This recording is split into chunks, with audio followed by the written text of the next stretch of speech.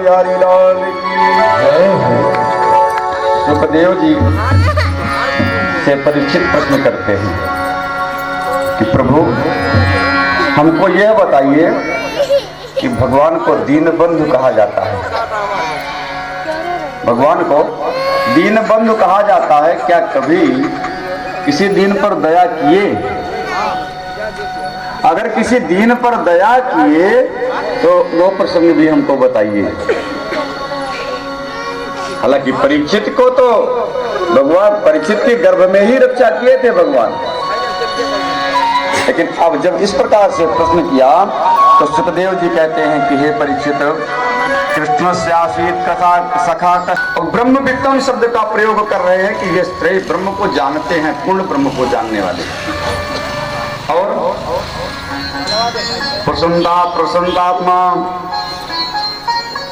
जो प्रसन्नात्मा के लक्षण कहे गए कि अंधवत पश्य रूपाणी सुन शब्द अकर्णवत काष्ठवत पश्यते देहम प्रशांतास्मा तेज लक्षणम प्रशांतस्तेज लक्षणम। प्रशांत के लक्षण हैं क्या? कहे अंधवत पश्य रूपाणी, देखता तो है वो सबको लेकिन अंधे की भांति। जैसे अंधा किसी को देखता तो नहीं है, वैसे जो प्रशांतात्मा व्यक्ति है वो संसार को तो देखता है लेकिन अंधे की भांति। उसमें किसी प्रकार की आसक्ति नहीं। देख लिया कौन क्या कर रहा है, इससे कुछ लेना देना नहीं।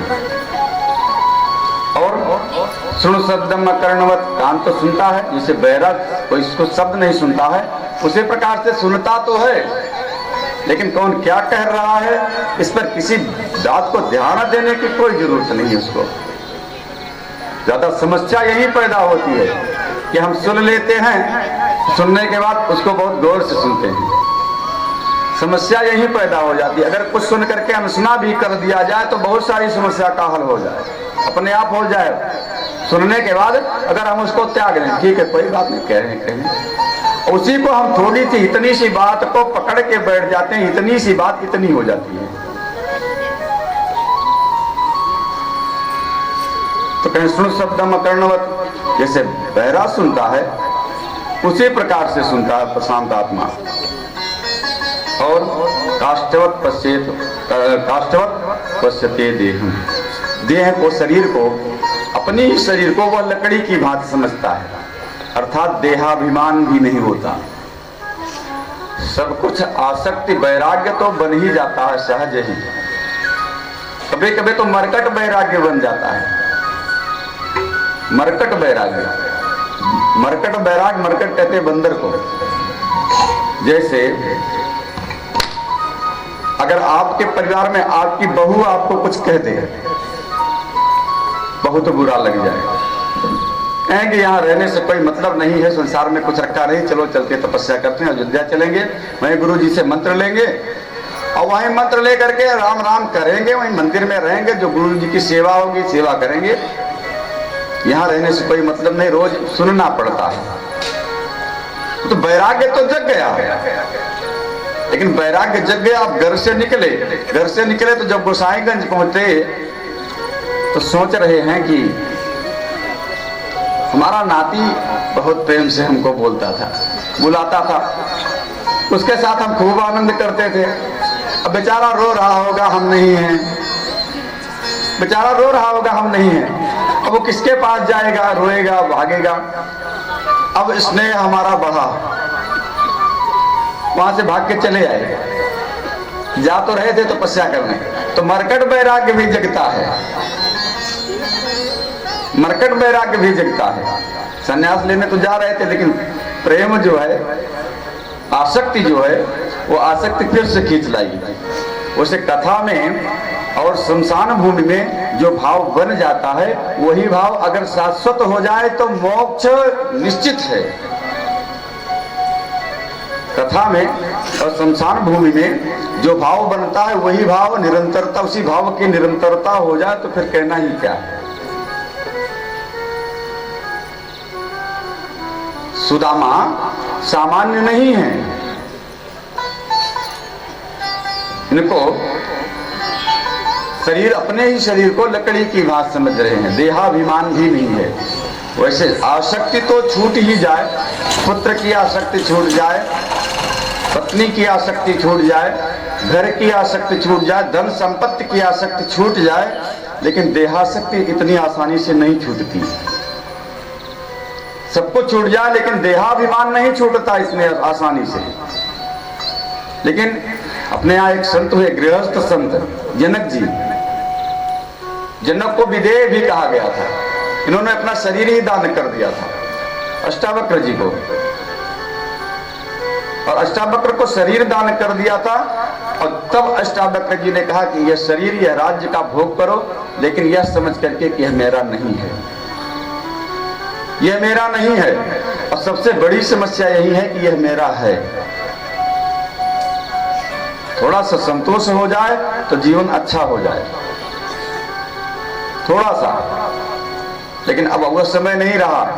जैसे दुर्योधन ने कहा, सूर्य का अग्रम न दास्यामि विना युद्धेन केशव, मैं सुई के नोक के बराबर भी बिना युद्ध के नहीं देने वाला हूं। आज ठीक वैसे समस्या है।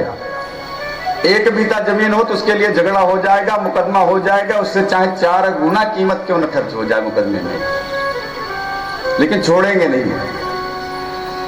अरे मर जाओगे क्या लेके जाओगे? हाँ, दे दोगे तो संबंध अच्छा बना रहेगा। जब तक जियोगे तब तक यश रहेगा तुम्हारा। मरने के बाद भी लोग प्रशंसा करेंगे, लेकिन अगर प्रेम बना रहेगा तो। अब देहाभिमान छूटना कठिन है। सुदामा जी गृहस्थ हैं, गृहस्थ के साथ साथ उनको देहाभिमान भी नहीं है। और इनकी पत्नी हैं सुशीला। सुशीला इनकी पत्नी है, और ये सुदामा जी, इनका नियम था, अकिंचन वृत्ति थी। 5 घर में जाते, मांग लेते, जो मिल जाता उसी से अपना धर्म कर्म चलाते। 5 घर में, 5 घर में गए, अगर कुछ नहीं मिला तो फिर 6ठे घर में नहीं मांगते, चले आते। भगवान की कृपा मान करके कि भगवान ने आज हमको व्रत करने के लिए कहा, चलो आज व्रत ही सही, आज व्रत ही सही। ऐसे थे इनके मित्र। कौन? कृष्ण थे।